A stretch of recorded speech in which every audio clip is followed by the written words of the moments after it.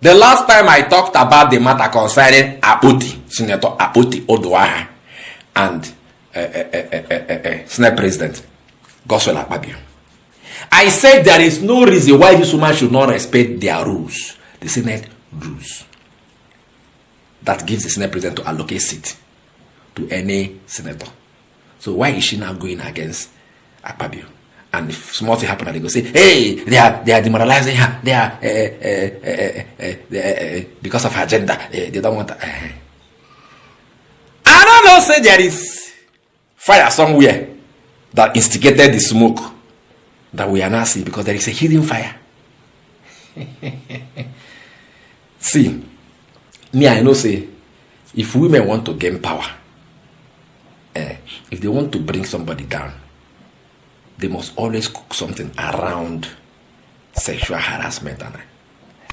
But this particular one, where I will show on now, this allegation will come from Senator Akpoti, as he take touch Akpabio.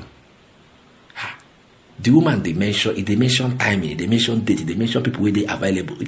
Even a husband, if you watch the account, you go, if person they lie, and one person they talk through, your spirit go align with her. You go no say this one a lie, this one a true. Omo, what I will show you now, watch am, you go no say na true. No lie, no there. There is a smoke, there is a fire somewhere that instigated that smoke. And now waiting this senator now don't expose. Akpabio chorera this woman, Akpabio one nakam.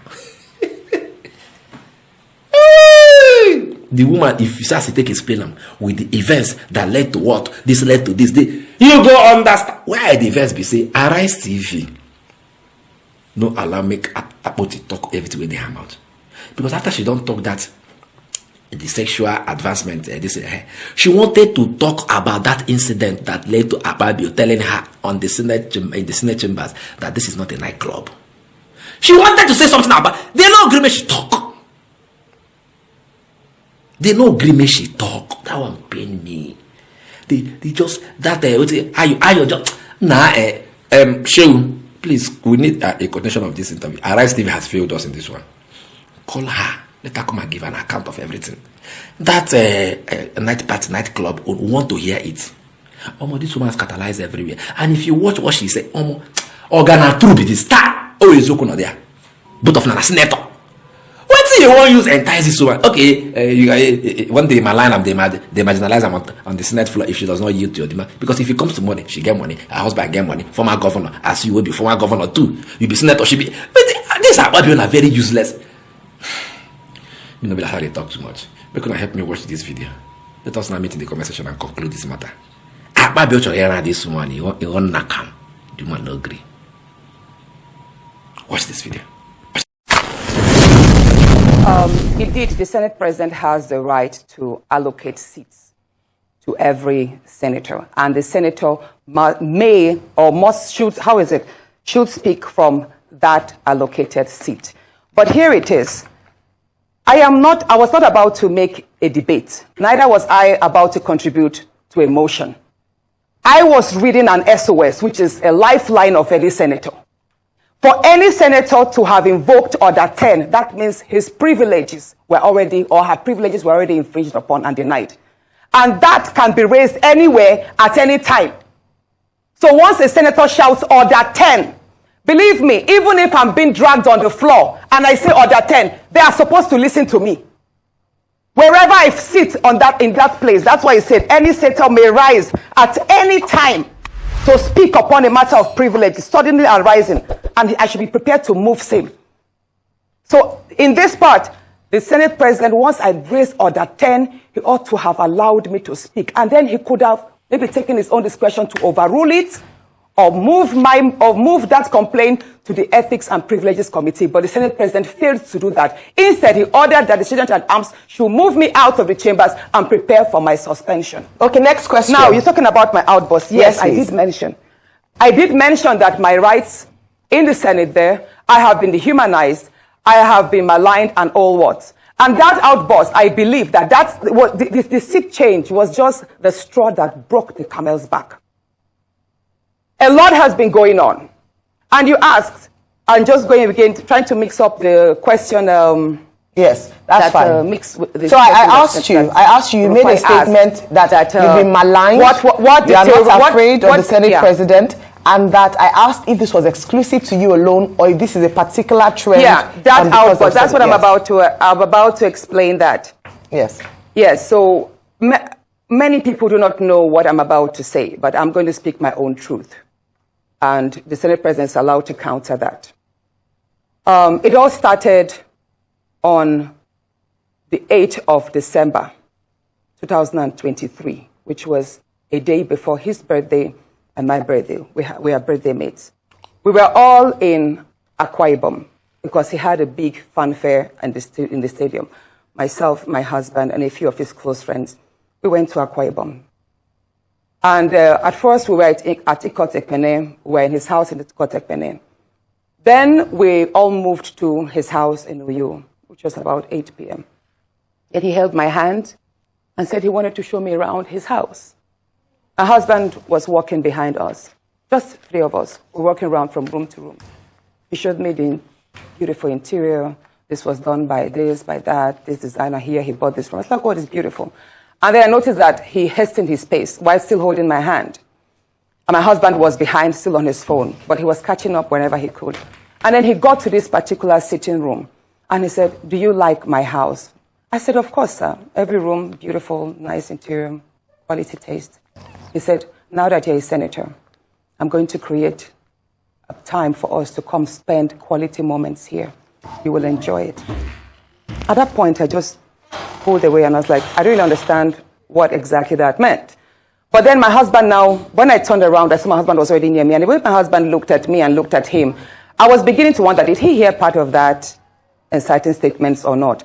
And then the Senate President, too, I saw that he also had that thought, like, did my husband hear the invitation to treat or not? So then the Senate President now said, oh, by the way, let me show you my chapel. He has a chapel in his house as well. So when we were going to the chapel, you know, we walked in silence and all. So that evening, before we left the Senate President's house at about 11 midnight to the 4 points in Ikot Ekpene. And my husband asked me, Natasha, what did the Senate President whisper to you? What's he telling you? I thought, should I tell him that he was speaking about bringing me in here at a special time for us to have a good time? Or should I just kill it there, wrap it as if there was nothing? Because tomorrow was a big day. I know how much my husband adores the Senate President. He loves him as a brother. My husband would do anything to support him. So I told my husband, nothing. I can't remember what I created, but I just gave him some words to manage, to mask what was said. After, when we laid in bed, I lay to my right, and my husband wrapped his arms around me, and he said, my love, you know you can't tell me anything. What did the Senate President tell you? Again, I was like, don't you believe me? I said, nothing.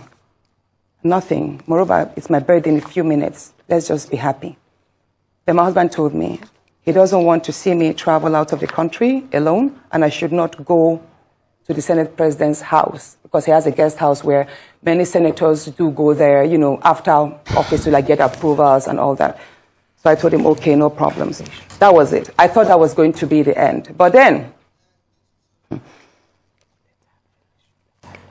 in February, I wanted to move a motion. I wanted to move a motion for the investigation on the ills of corrupt practice in Ajakuta Steel Company. I listed that motion 5 times. It was the 6th time that it was listed on the order paper that was approved. Many senators can testify to that. Each time the motion is listed, just before he takes it, he will say, oh, Senator Natasha, we can't take this motion because the board of the Senate does not accommodate it. Or he will speak on others and then let it drag so that just before the motion is taken, the time will be well spent. So he kept on doing that. I went to him in his office. And I said, Senate President, you know how important this Ajakuta Steel Company to me is. You know how important it is to my people and to Nigerians. I've noticed that you have stepped down this motion. As a matter of fact, a number of senators told me, go and see him and plead with him so that he would take it. I was like, sir, please, why can't you take this motion? It's very important. It's been listed. Then it was listed the 3rd time and stepped down. He then said, Natasha, I'm the chief presiding officer of the Senate. You can enjoy a whole lot if you take care of me and make me happy. At that point, I said, sir, I'll pretend that I didn't hear this. He said, well, the ball is in your court. I left his office, and when I got home, I told my husband, I didn't tell my husband what happened. I just told my husband, please, can you speak to the Senate President to allow my motion scale through? I think I also spoke to the DSP, to the leader, Senator Pemi. I spoke to a number of senators that they should please intervene and allow him to laugh. I never told them what happened. My husband had to take a trip to London. Then the Senate President traveled to London. My husband met with the Senate President in London and pleaded with him. Let my wife take this motion on Ajakuta. That is very important to her. Okay. All right, Senator Natasha. Said, okay, that he did not take it because he was protecting me. Hold on, please. He didn't take it because he was protecting me. Protecting me from what? Anyway, at the time the motion was taken, it was the Deputy Senate President, His Excellency Barao, that actually sat. The Senate President stood up and walked out. So it was Senator Barao that actually took it. All right, Senator Natasha. And from there, many other incidents happened. Yes, Senator let's Natasha. Talk about the nightclub. Yes. Hold on, let's talk about now the nightclub incident. Professor Kila is going to ask you a question. I'm so sorry to have to interject here, but I just want to mention that, and I'm glad you gave the caveat at the beginning of your statement, that this is your side of the story, and the Senate President has the right to defend himself or to counter what happened between you privately. So what I assume, or for what you're saying, is that what happened last week Thursday began from a private conversation, and then you have felt like you've been maligned as a result of you not agreeing to certain propositions, right? Yes. Okay, so that's what has happened. You know the same story of when a student keeps being failed. Yes. Please, let me say this, Ayo. You know the situation we see in universities whereby a student is continuously being failed just because she has not slept with the lecturer. That's what I've been facing, in simple terms. Thank you. Professor Kila. That is what I have been going through. Thank you very much, and Professor Kila. Now, moving to, should I speak about the nightclub incident? No, that's okay. Professor Kila will come in now. Thank you. For over a decade, this has been the birthplace of innovation. Innoson Vehicles is a testament to resilience, employing international best practices to create more than just a car.